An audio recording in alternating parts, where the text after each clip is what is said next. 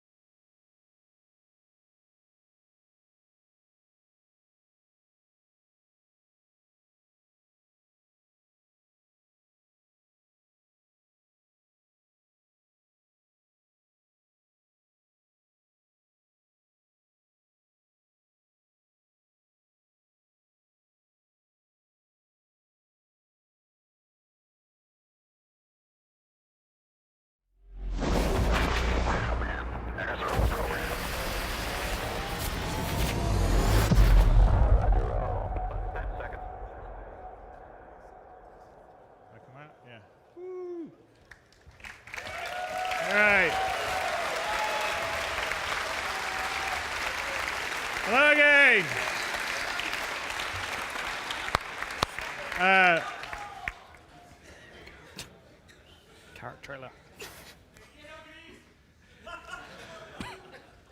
So anyway, I was just going to say, hopefully you guys have had a good day so far. There's been a lot of really cool panels. I think Tony Z's last one was pretty cool. It's showing you how we're going to have a very dynamic universe on a high level.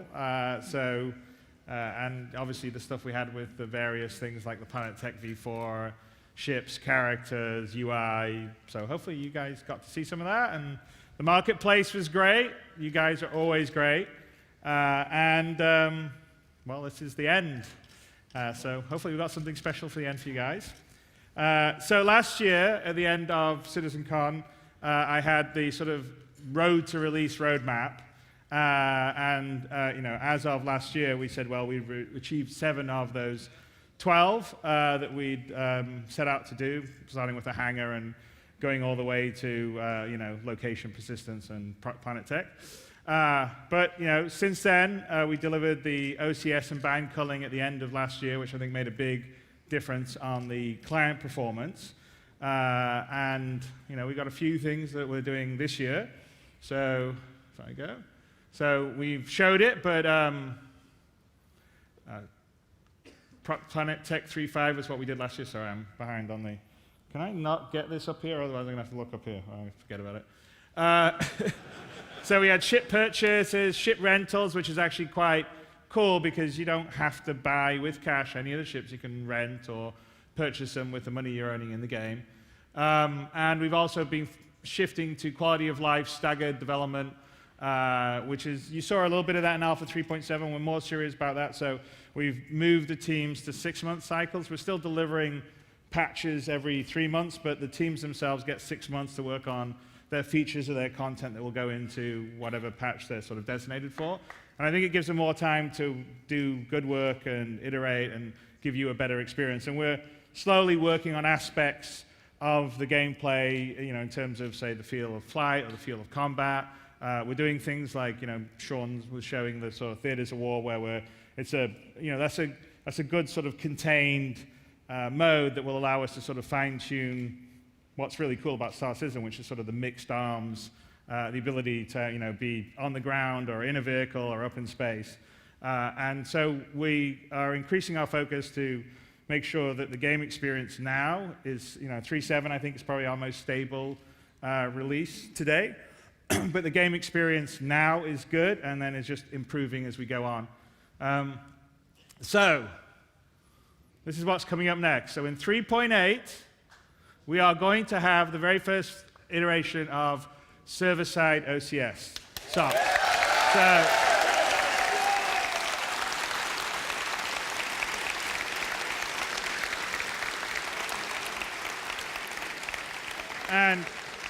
And you guys didn't know it because we didn't want to spoil the thing, but the demo we ran this morning was running it, and what we're running right now is running SOCs, and you'll understand why it's important as we get into the demo. Assuming it doesn't crash, which, you never know. To let you know, so it's the first iteration of the server-side OCS. So we have server persistence in the session of the server. So the server, whenever it leaves an area, it streams stuff out. It remembers the state of all the items and all the stuff that was there at that time, but it doesn't persist beyond the server session. The bigger thing, which we've talked about in the future, is sort of the iCache, which is the full persistence. Hang on, what happened here? Weird. I don't know, it's not me. This is why I was on this main screen here. I've got a black screen here and a black screen here. Anyway, so I'll talk about persistence. So, okay, now we're back up. So platform persistence is one other thing that we're putting in the 3.8, which is is basically a halfway house to the very full persistence, but the platform persistence is going to allow us to save off the alpha UEC that you've earned. Also, any items or ships that you've bought or rented in the game are going to... So they're going to get saved off to the platform in the same way that we record all your shop cash purchases. And so when a new release comes, we can re-entitle it back to the account in the same way we do for everything that you do. And the plan with that is to not have to wipe between iterative releases on a major release, and potentially even from one release to the next. And we do reserve the right if there's like a major issue or a major rebalance, or we have to redo the database on a major release, then at that particular time we may have to wipe it. But in general, the goal is to let you guys make money in the game, earn things, collect things, and not have it wiped every time we do a new release.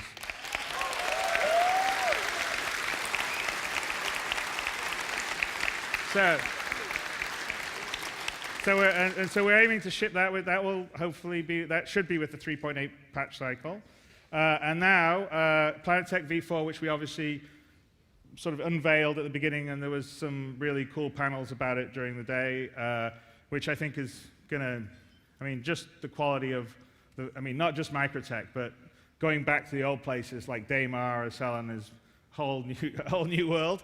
One of the focuses we got upcoming too, which we not particularly managed to show well this morning, is the social group gameplay, but that is a focus for us to make sure that the FOIP and the VoIP and the group gameplay stuff works well. It's important for us to get stuff working for, as Sean mentioned, for the Theaters of War, but just in general, playing, grouping up with your friends in the universe, doing stuff. And so that is a focus, and you'll see us iterating on that for 3.8, 3.9, and onwards.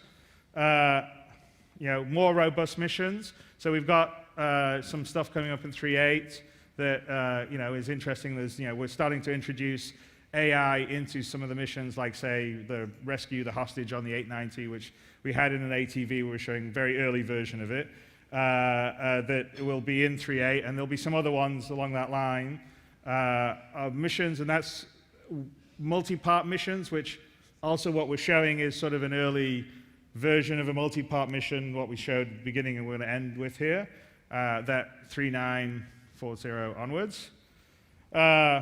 Then, sometime around about middle of this year, I think, so full universe persistence. And that is the persistence that allows us to save everything, period. So you can take your coffee mug that you've got in the Carrack and explore on a planet and drop it in a forest, get back on your Carrack, fly away, and someone else could go to that forest and see that coffee mug, or you could come back and see it if someone else hasn't stolen it. And so and that iterates to every dynamic item in the game gets saved off. So basically, we save the state, it goes back to a cloud database. It's what we're calling the iCache. Of course, there'll be some stuff like, we want to be smart where like people can't like stack 1,000 turtles in a place. So obviously, we'll have some policies on the items. So at some point, when we're saving it to the database, we'll say, well, this is a low importance item. There's too many in this area. So therefore, and this one's been around too long, so we just won't bother saving that to the database. And then you'll just sort of be like, oh, someone came along while you weren't there and took the turtle or cleaned it up. But in general, so the permanent structures. So one thing that gives us is the ability for you as players to go around the universe and ultimately, you want to create your own base somewhere, create your own homestead. You should be able to settle down and put a base there, and it will be recorded back to the iCache, and you can come back to it, and it will be there, and it will persist.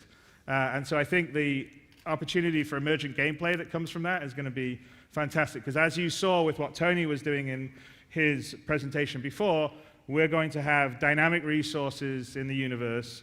We're also going to persist those. So they'll be finite, so there'll be only so much gold or hadonite or whatever it is on various moons or planets. And as they get mined out, then you'll have to find some other place to move to it. And there's an especially rich seam. I can see a group of players coming, setting up camp there and starting to mine the resources. And then I can see some other groups saying, oh, well, that's great. I want some of that.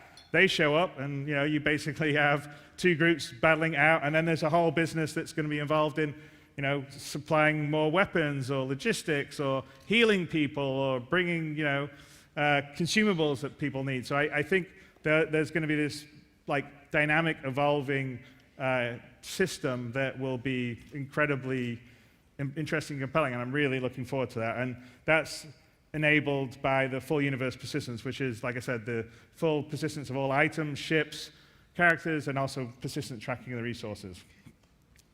And then the last thing, which we won't, I think, get to by the end of next year, but we'll be very close to it, is server meshing. And so everything we've been doing up until then, and that's when I think everything fully comes alive, is the server meshing allows us to have a lot more players in the same area. But the work that we've done on the kind of server-side OCS, where you can change the point of view of the server arbitrarily anywhere around and save off state, is exactly what you need for server meshing. Because what happens in a server, if more people arrive, say, I don't know, in New Babbage, and you suddenly go, oh, you know, we can only run 100 people or 200 people or whatever the number we can simulate on the server, and there's now 201 people, you say, okay, I'm going to spin up a second server. Here's another view onto New Babbage, and these players are on that, and you just keep on spinning up more to take on the load in areas. And so that's why we needed the server OCS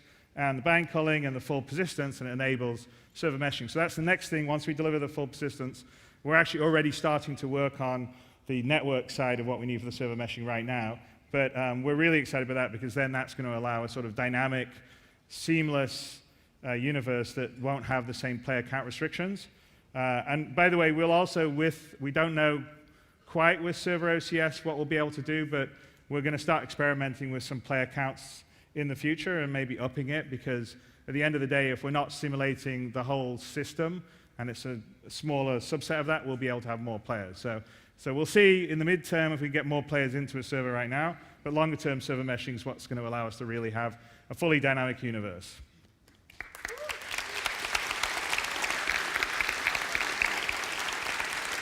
And then on the smaller things that we're going to be working on is, obviously, you know, I've talked about the quality of life. It's an ongoing effort for us. You're only starting to see the very, very beginnings of it.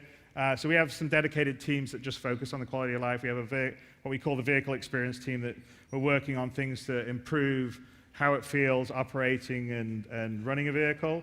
I mentioned that there was a couple of things like the look ahead, some small stuff that we showed in the opening, but there's a lot more stuff to come, and also in terms of, you know, the feel of combat and all the rest of the stuff. We're going to be adding, obviously, more loops. I think next up we've got sort of fueling, refueling, fuel collection. Then it'll be salvage, more content, obviously, and then open up a bit. We'll see what happens. All right.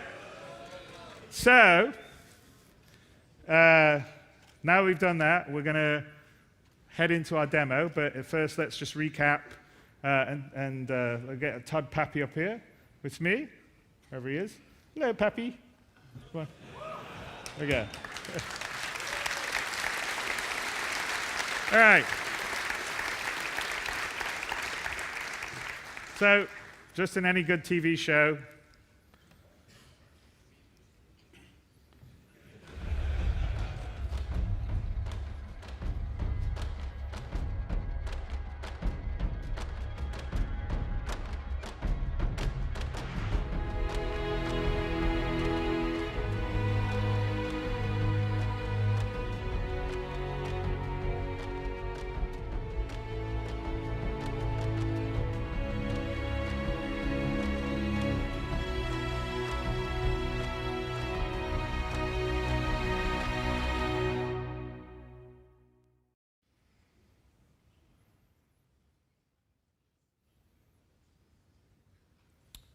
all right.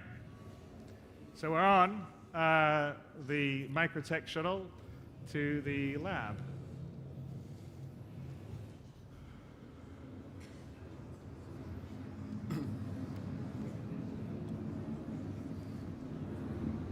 Need to get that. Can we get the quadrant?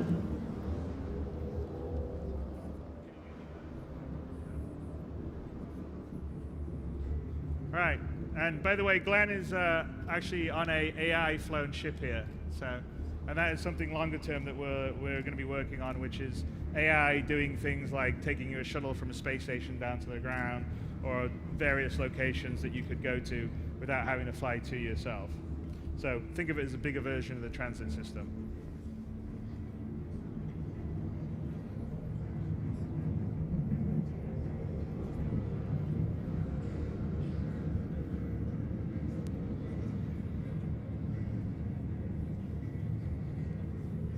And here's one of the things that I think Ian's talked about, we've talked about, is that we want to increase our range of, we have outposts, but they're pretty small. Correct. And we want to have points of interest that you would have in various planets or moons that you can have mission content in, things to do, and this is sort of this is the sort of first prototype of that. Yeah, so basically multiple entries, multiple exits. Obviously with outposts, you got one way in, one way out. So for us, from a design standpoint, this allows us to build these in a modular way so that we can have different entrances, different exits, different room layouts, different mission content associated with it. From there, then we start looking towards towns and villages, and then obviously we have our main cities. Yeah, and as I mentioned earlier, this is sort of a prototype, first version of a sort of multi-part mission that we've discussed and thinking about doing in the longer term, not 3.8 obviously, but 3.9 or on beyond that. Of course, it's cold here in Microtech.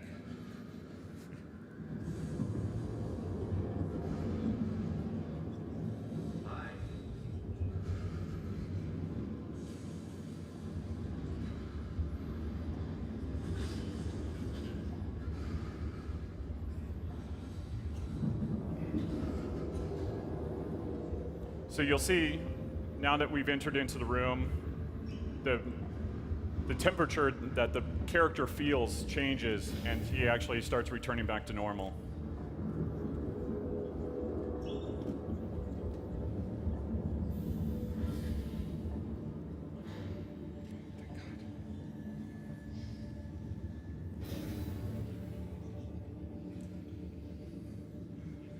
All right. So hopefully our trusty ID card still works. I'm willing to say it does.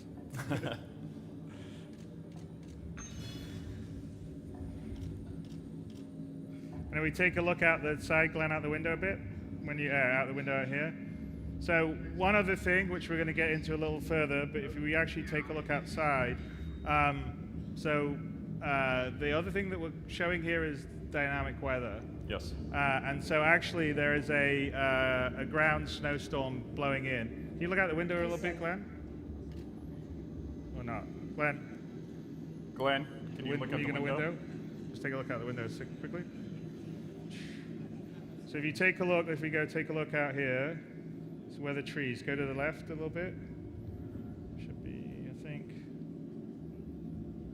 Yeah, so you can see. So, all right, we can carry on.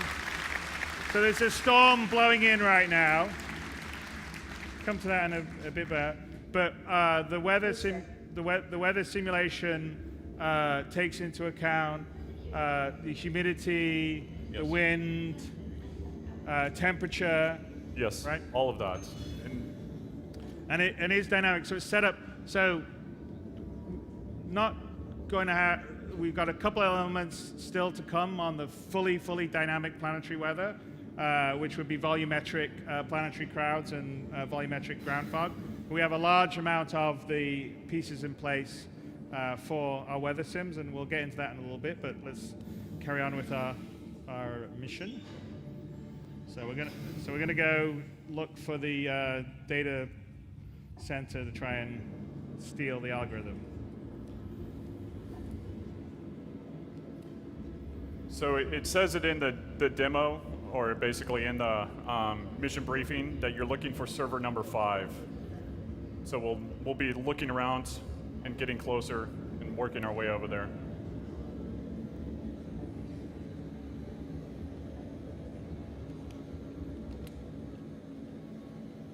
And try not to be too conspicuous.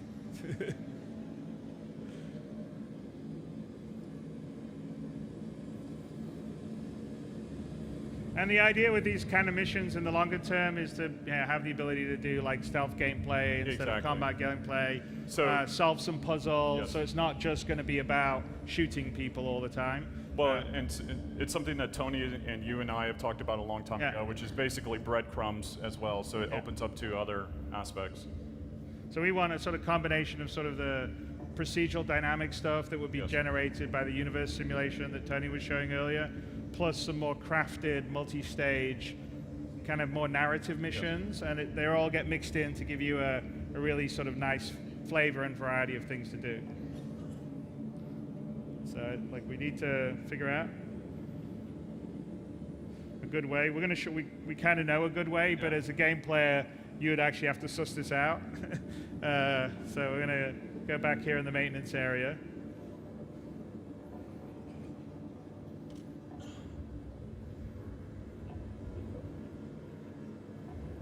And there we go. So great.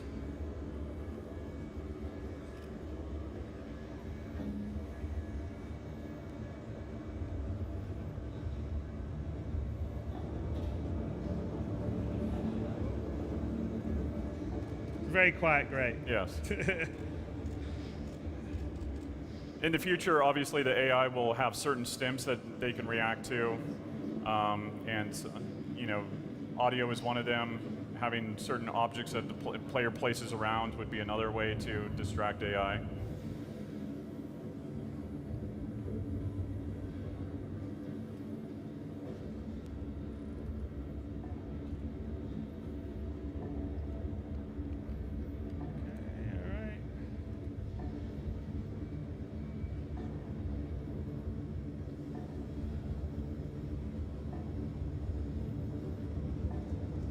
And then, again, there was things like we took Glenn's going to take his pour. There's like locks on the multi-tool, and we can pretend we're going to pour them off, or not. There you go. But yeah, the idea is, like the FPS, like the multi-tool has different modes, cutting, could be mining, could be welding, repairing. In this particular case, we're just going to cut the 4 kind of hinges, locks off, so we can take the grate open and get through it.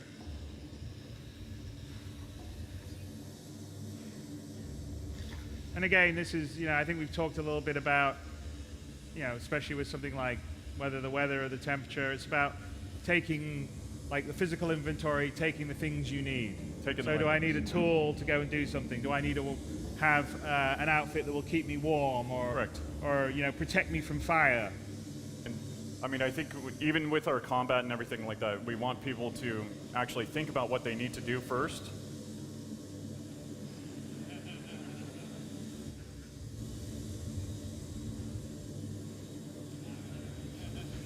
Are you looking for the exit? No, he's looking how to turn that off. No, it's on the bottom here. Go down here. There. See that square? Move your cursor down. Oh, can you tab to it? Your mouse isn't working? Aye. Hit I. All right, Glenn's managed to crash. That can't be right, right?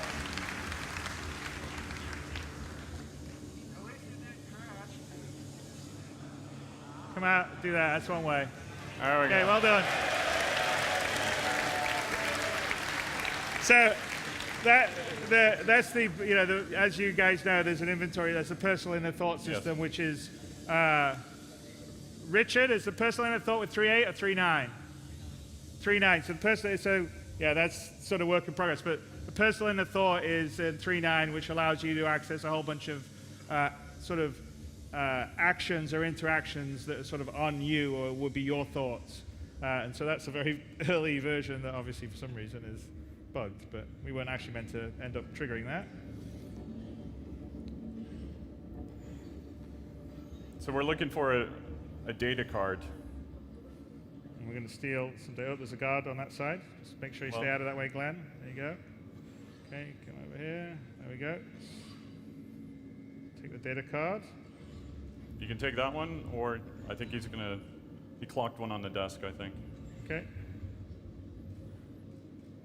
It was risky. Okay, quick. All right, back.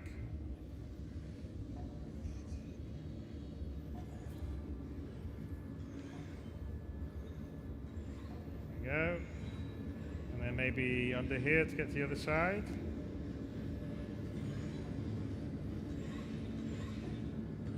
And by the way, one of the reasons why, yeah, there we go. One of the reasons, obviously, why Microtech, they like this planet and it being cold is to essentially cool all their, you know, The server systems farms? and server farms, yeah. Yes. It's like a big Microsoft. All right, let's try to get some data.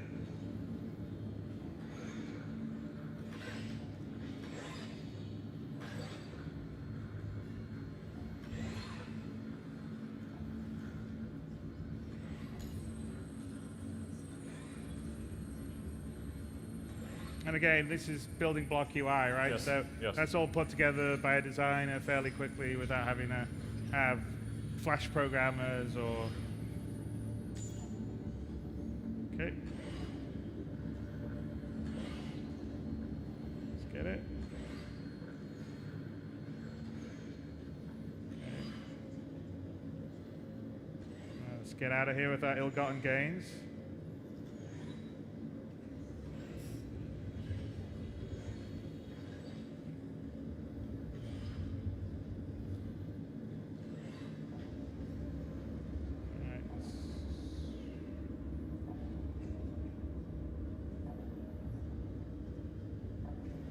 Oops, can't really go that way. Yeah. All right, let's.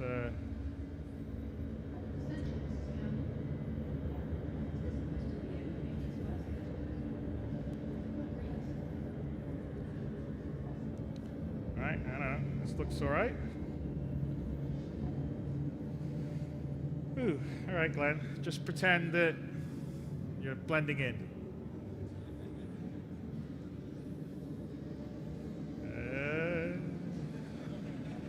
Okay. Do you mind telling us what the hell's going on?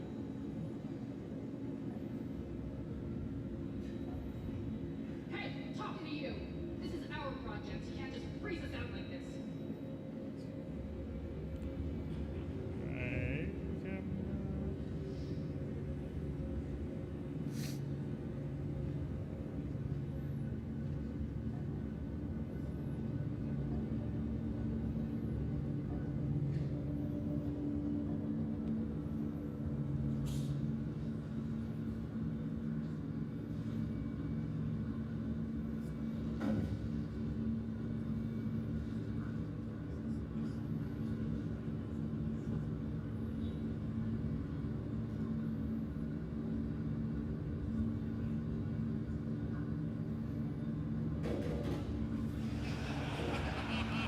Ooh, jeez.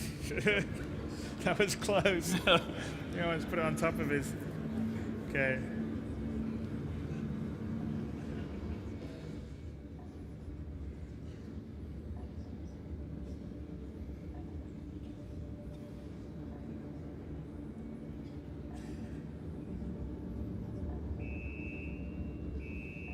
Oops, a daisy.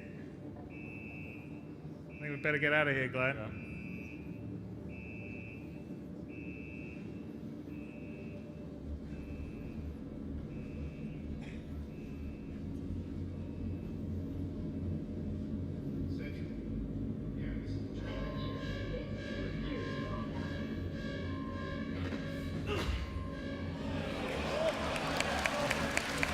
So we have non-lethal takedowns now. Okay, let's get out. Yeah, it's part of that. So melee combat does ship Yes. with 3.8, and it's a lot more than just that. But it's non-lethal takedowns. You'll be able to fight, To knock people out. knock people out, get into fisticuffs. There's a whole sort of different levels of punch, left, right, block, left, right. It's all actually physically based. So we've grabbed something kind of warm, but we're not really ready to it. We've actually stashed a getaway environment suit. And Richard, Trier, I want to bring up to the stage. So Richard's the lead designer on our actor feature team, and I'd like him to talk a little about what is happening right here and the beginning of the actor status system that will ship in 3.9. So what you're seeing here is basically an extension of the room system, and the room system contains temperature, wind speed, humidity, and it basically amalgamates all of that into what you're seeing on the HUD at the moment, which is the apparent temperature. So the apparent temperature actually comes in and is part of our player status system. And the player status system is where you start to feel these environments, and the actual environments start to play into the gameplay. So you can see here that actually the physicalized wind, he's actually leaning into the wind, he's putting his hand up to try and shield himself, but he's not wearing the correct attire. So he's not wearing the correct equipment, because he's just basically grabbed the clothes and jumped outside. And as you can see, it's really cold. So he's starting to shiver. A bottom side here, it is. Yeah, it's like minus 120 degrees Celsius. So obviously, you can only survive at least 2-3 minutes in that temperature. So he's actually starting to undergo hypothermia, which is part of our status effects. And hypothermia actually ties into the gameplay. So his heart starts to raise, his stamina starts to decrease, he starts to actually physically start to see, you'll see a whiteout, so he starts to become more sensitive to the light, and his audio will start to come in as well, to actually really sell that your body is shutting down. And the player status system really, it just incorporates multiple different things. So hypothermia is part of the temperature gameplay, and you're seeing the cold aspect here. But eventually that will be for heat, as well as other actor statuses as well. But you can see here, it's starting to see the other value on here that you see is the apparent temperature, but the other value is the body temperature. Now the body temperature is tracking your internal body. So, and I think, what is it down by now? It's like down at like 33 degrees We forgot Celsius. to put the drop shadow on the thing. And so we're not in a suit. We actually have a suit that we stashed in the cave, which we're looking for. The other thing that you may have noticed when Glenn was going to the third-person view, but we're working on environmental shader effects. So there was snow accumulation on the jacket that he wore. You notice, you go back and look at what it was when he got it and what it is now. And with that, accumulation is meant to be for things like snow, rain, dust, dirt, and that's something that we're looking to have in 3.9. So you really feel the environment. The biome, that basically your environment. So yes. It'll build up over time. Build up. So we better get a warm suit on, because otherwise we're going to essentially pass out and then die. So this suit is actually cold, so hopefully when Glenn puts it on, you'll see actually that it's actually frosted, so you can see your actor's actually shivering here as he's putting it on. And this suit is the Caldera suit that we revealed in the character archetype talk, and this is an environment suit that's built for these extreme climates. He's really cold. He's really cold. So you'll see the visor's frosted up. You can see, and this is like getting into your car when it's frozen. It's frozen, and the visor's actually frosted up, your suit's frosted up, and as your suit kicks in, this suit has an operating range that can actually survive these temperatures. So yeah, and if we go, and you'll see it now, because the same effects that we saw on the windshield, you definitely see So think of it like your car. So a visor, you're going to see, because it's a big winter storm, snow, slush that's warm in here as it's going out though, it's going to start to get slush, and what we're going to see is is tough. And then I think the other person that I'd like to bring up is Mike Snowden, who's the director of our visual effects, and his team is being responsible for all the environmental weather effects here. And this is what we're doing on the snow side, but it same could work in, a desert planet for dust, rain, and we've actually prototyped a lot of this stuff outside snow, but you're seeing the snow has been our first example. So I don't know if you want to talk about some of the stuff. Yeah, I mean, so this is all, the main thing about these effects is they're completely data-driven, so I'll put a lot of time into creating these rule sets. The way that we author the effects is completely different to anything we've done before, because we know that we can make beautiful looking storm effects, but the really cool thing about this, no pun intended, is that it's literally the data that the Planet gives us, so this ties in with the Planetech V4, which obviously we're showing off today. It ties in with all the active status stuff, so it's like bringing everything together. So they look fantastic, but they're completely driven by what the game data is. Yeah, the temperature, altitude, humidity, Yep. and so it's systemic and it's Yep. I mean, and it'll be affected by time of day and other things. absolutely, so yeah. I mean, so the rule sets are things like temperature, even elevation, wind strength, wind direction, even angle. There's a lot of complexity in the rule set that makes it really easy, actually, for us in the long term to make these effects across all the kind of hundreds of planets that will eventually. Yeah, exactly. And obviously you can see the effect of the winds on the vegetation. Yeah. And as you see here, we're in fog. You see the snow. Our visor is getting, it's like you would be, in a snowstorm if you were skiing or out there. So we stashed a suit. We actually had a rover that we've stashed that goes in our Carrack. So we're looking for right now. One of the things before we go on too far, the other thing is with the armors, you will run into planets that are outside your temperature range.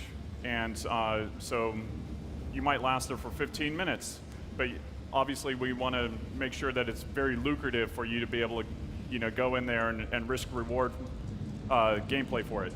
Yeah, so be equipped. That's why you would have a big ship and buy different armor and store it. Okay, so here's our rover, which we've hidden with a little top. And this is going to be a much more larger example of the cloth interaction system. So, all right, Glenn, let's get the top off and get into the rover.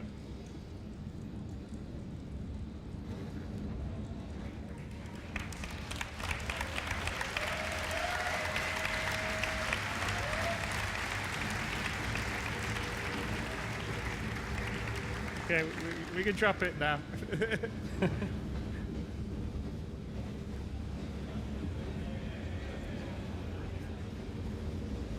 And again, that's an example of all the physics stuff coming together, the cloth interacting, the wind's blowing it. And the wind itself here, one thing I wanted to call out is that the wind is different strengths depending on where you are. So if you're down in the tree line or in the troughs, the wind is a lot slower, and then as you get more exposed, that wind comes out. So it really is a dynamic environment. And as you see, as we get into here now, the temperatures come up, the water's evaporating from our visor, and we have a clearer view. Mm-hmm. But of course, the outside of the rover now will have the effect on its canopy. Yep. All right, let's let Sam know that she needs to pick us up. Well, after we've engaged our systems, I guess.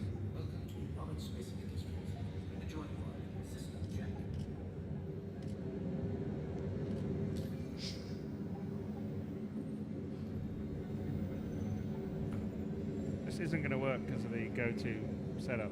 The go-tos break the dialogue.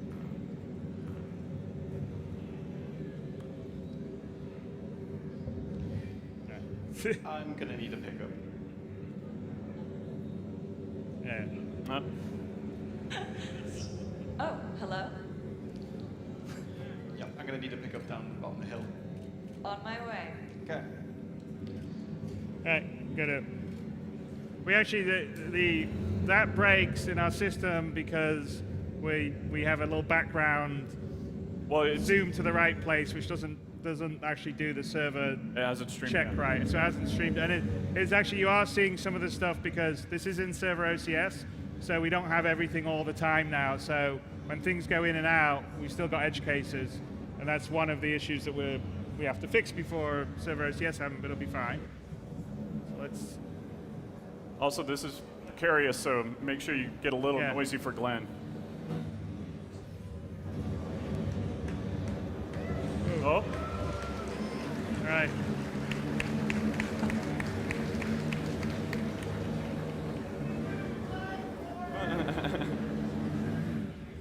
Oh. Ooh, yeah, he's coming. He's coming.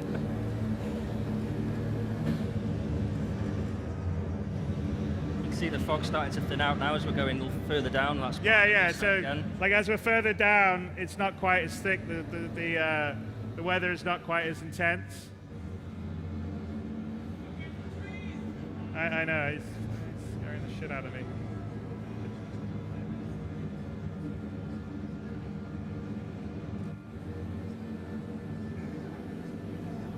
There he goes.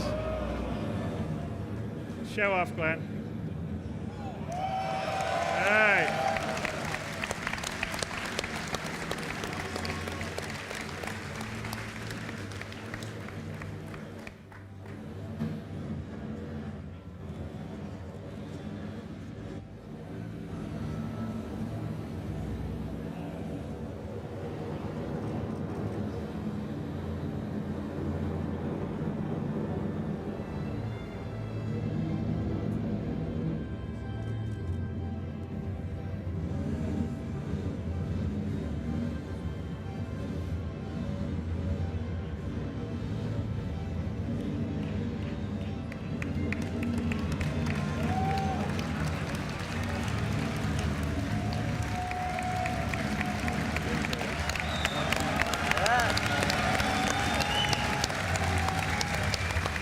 Good job, Glenn.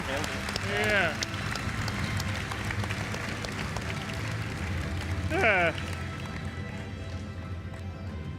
I remember when it was almost impossible to get a rover into a ship, but now we can do it. It's great.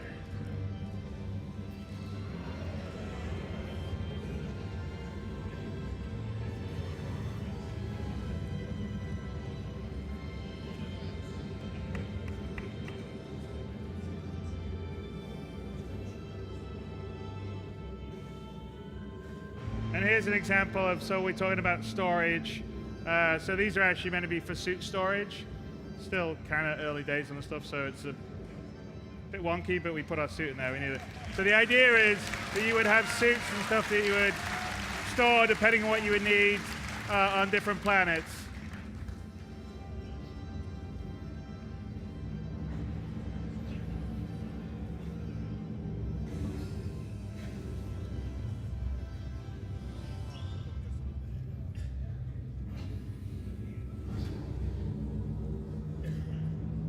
Oops, hang on. We got a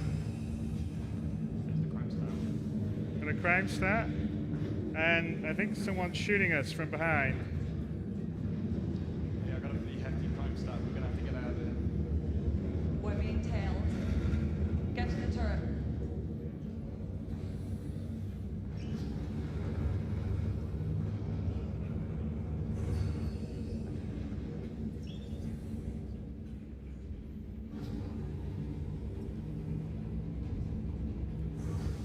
All right, come on. So this is our first iteration of ship AI in atmosphere. Yeah. So we are being tailed by Microtech Security because they figured out that we've stolen the data and we're making a getaway.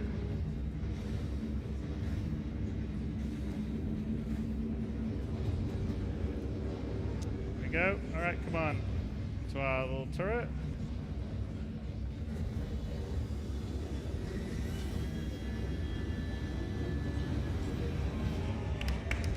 There we go.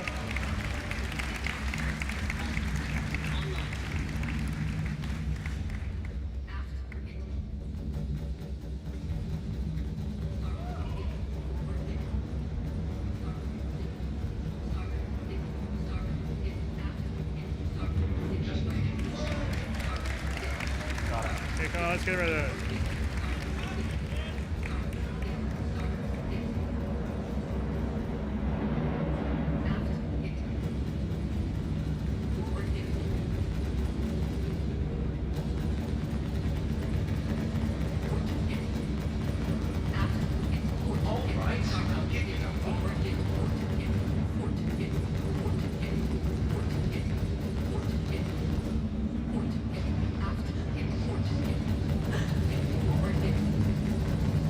Get him. Come on. Go up. How come it's quicker? Hey, when Sam, we're- why don't you bank?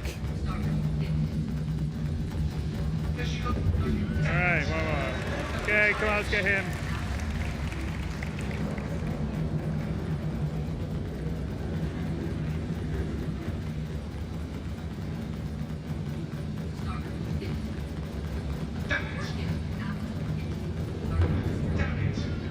Okay, last one.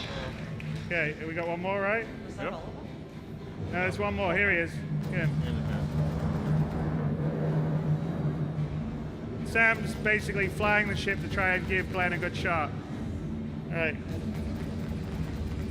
Come on, get him. Awesome. Probably not. Don't make me take it. You gotta do it. Go on. See the storm in the distance. Yeah, you can actually see a snowstorm in the distance there in the background. As we're leaving, that was where we came from. Do we have to kill them all to advance? Yeah, punch it. Okay, come on, Glenn. No pressure.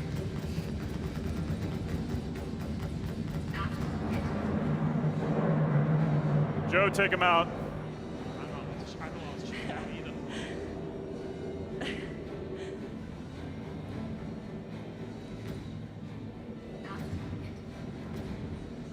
Shoot it. Okay, Glenn, come on.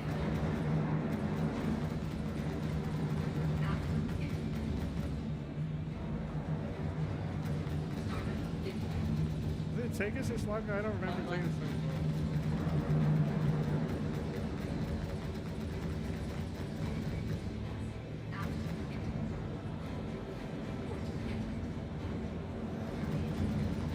There we go.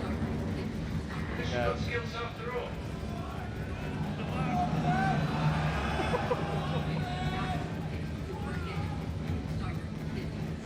Come on, Glenn. Hey! Hey! So why don't we get out of here, Sam?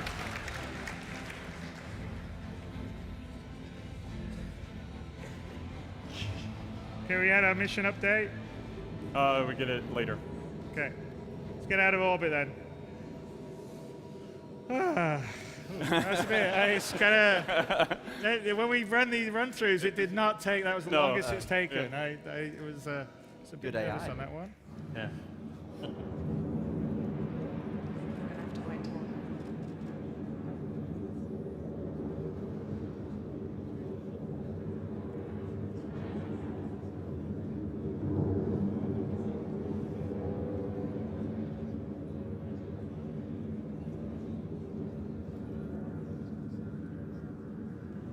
You do a sideways, Glenn. It's kind of cool too.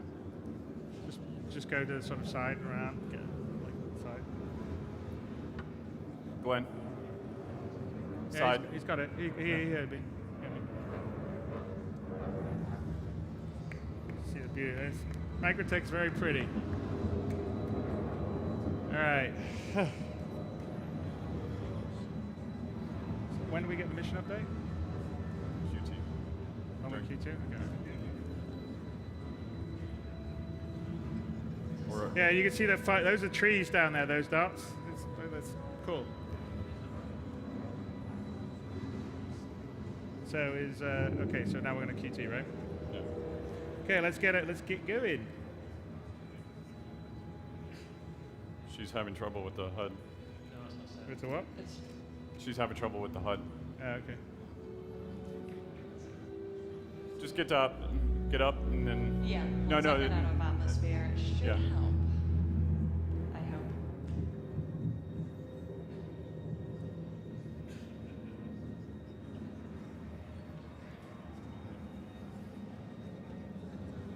It says flight systems damaged.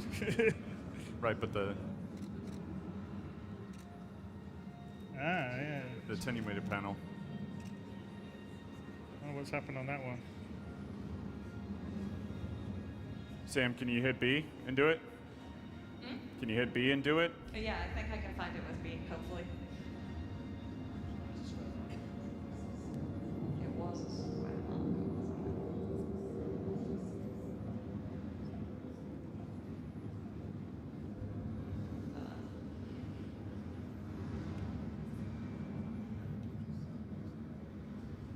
Hey. Okay. There we go.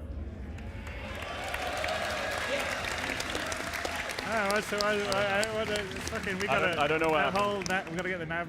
Yeah. It's fucking that whole thing drives me nuts. Okay.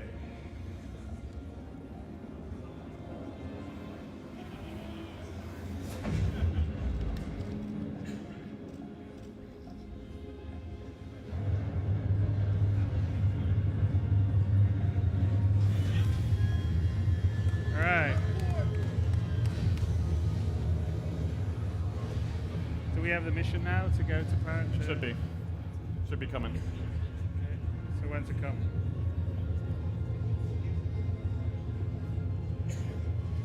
You don't need to rush, by the way, Glenn. But yeah.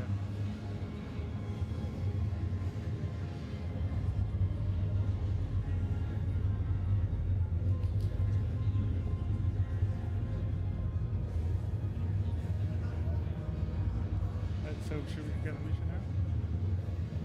What's that? You should see it up top. Okay, I haven't seen it.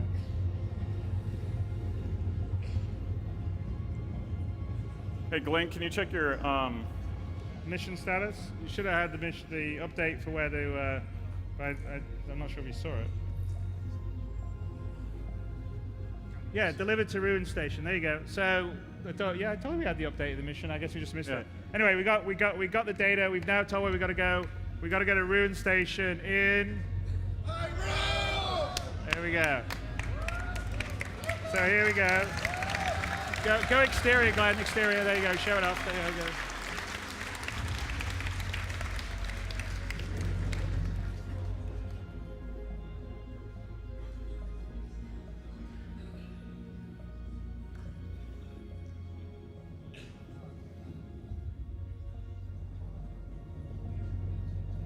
And this is in the volumetric cloud, the space cloud tech that we have.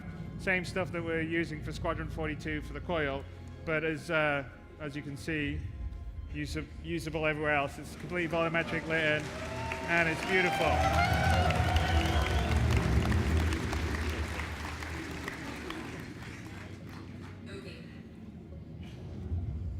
And here we're at the jump point to the pyro system. Now, you don't necessarily need infrastructure for jump points, but the more traveled ones are the ones that used to be traveled, which pyro used to be, but not particularly anymore, have what we call jump rings around them, and they help stabilize the jump point to make for a smoother jump. If you don't have one, then it's more difficult, and the entrance is harder and difficult. But sometimes you may want to try a sort of side jump point to get into a system, like if you're a smuggler, because the main ones would be more, essentially, they are like a checkpoint. It's like going through a border patrol or something. It is basically a port. So when we're building the solar system, one of the things that we think about are entrances for, obviously, economy reasons, and you saw that with Tony Z's talk, of way to interject new things into the solar system. So around the Stanton jump points, the three major ones, we will have space stations, so that you can go and travel, and let's say you had a long jump point and you want to stop and basically drop something off there. Or refuel. Or do whatever you need to do. So we will have space stations around those jump points that you can go and interact with. Now, obviously, when you go into a little bit more lawless system, I don't want to say like building a wall. Yeah. Well, in the case of Pyro, it used to be a regulated system that once they strip-mined it out, no one goes there anymore, and it's fallen sort of into a lawless state. Yes.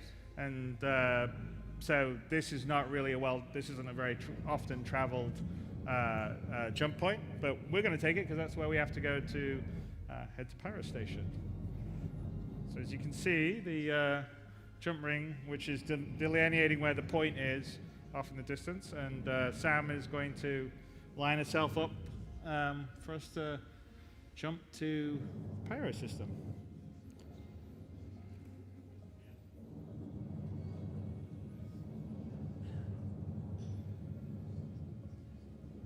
And this is essentially sort of the infrastructure you occasionally would, you can have around. Some places would have bigger stations. But as I said, the Pyro route isn't a very particularly well-traveled one. But also with this, I guess with the cloud tech, you see the possibilities of us going in and mining that, and then it affecting your radar, it being booby-trapped, all these kind of gameplay possibilities, I feel, open up with these unique points of interest.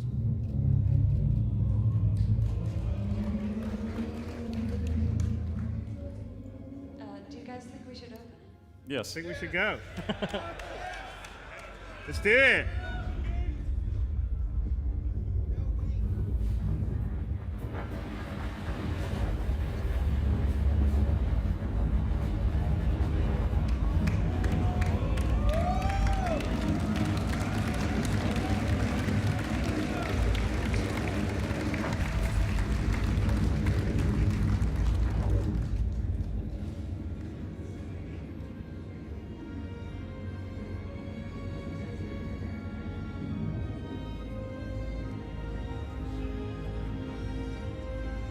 That's actually a super cool view. You see that one? Oh, yeah. How good that is. That looks awesome. Yeah. All three of them.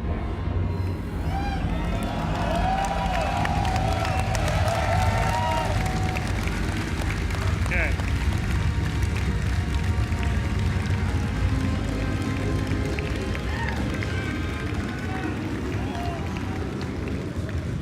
So going through a wormhole is a little bit like riding the rapids.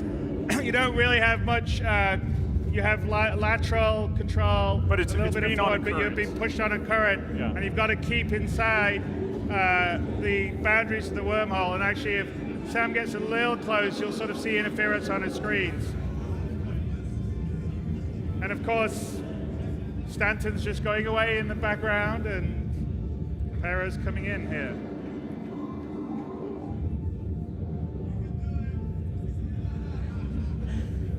Yeah, and you can see there's actually a current that we put in the wormholes, and you sort of see the particles that are giving you the idea of where the center line current is. And you have to anticipate to keep on the course, because if you don't, and you go off and you go into the boundaries of the wormhole, you could end up just being spat out in just space in the middle of nowhere, or severely damaged.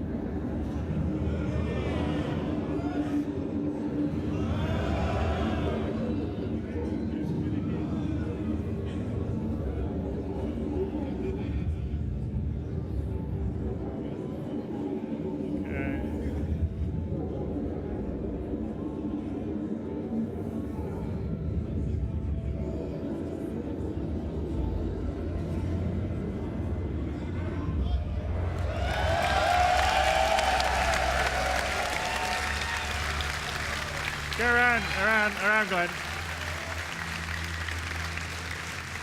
Okay, so we are now in the pyro system, and we streamed out Stanton as we were traveling, and streamed in pyro. The other side, by the way, has got an awesome light on the side. Yeah.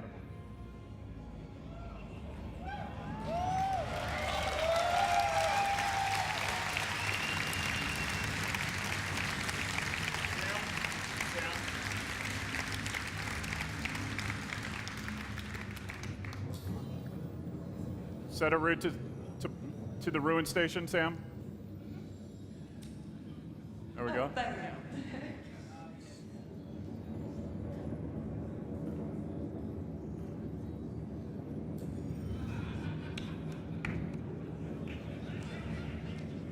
we go. All right, Ian. Hit it.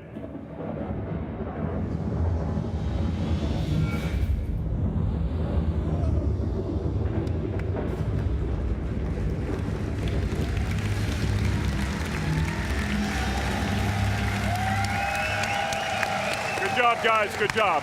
Good job. We made it. No crashes. Woohoo! Close one on the interaction. Good job. All right. Hang on a sec. I think I get another. There should be a slide that we go to. Not a ship. A slide. Come on. Where's the slide? There you go. Anyway, so in this coming year, we were sort of showing you what we're going to do. So we are going to have the pyro system next year. Obviously, that brings in jump points. We're going to have dynamic weather. We're going to be, Microtech, you're going to get the planet itself in 3.8, but we'll be opening up new Babbage in 3.9. We've got moons of Microtech that come in, I think, in 3.9 too. And we'll be continuing on the development of SOCs and the iCache and the persistence, and it's pretty damn exciting. It's kind of coming together, and at the detail that I didn't think anyone thought would be possible. So, hopefully you guys liked it.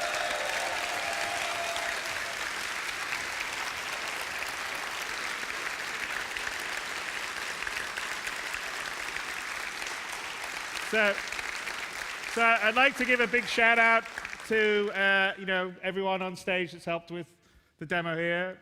Glenn and Simon, Joe and Rob are backstage somewhere. Thank you very much. They did a great job. Todd, Mike, Richard, John, who I didn't pull up, he got lucky. He didn't have to go in front of people. Jared over there. We got, I think there's about 200 developers or so here from mostly the Manchester, but some of the German office, some of the Austin office, some of the LA office. So thank you, to all the developers, because I can stand up here and you guys all clap and it's nice for me, but really I'm not doing all this stuff. There's a lot of really talented developers that do everything that you've been seeing here, seeing during the day, and they've worked really hard, and I think things like CitizenCon are one of the coolest things. So they get to come, they get to meet all you guys, they get to interact with people that are appreciating the work they're doing. So it's good, and I want to say thank you to all our developers because they work really, really hard and do a great job.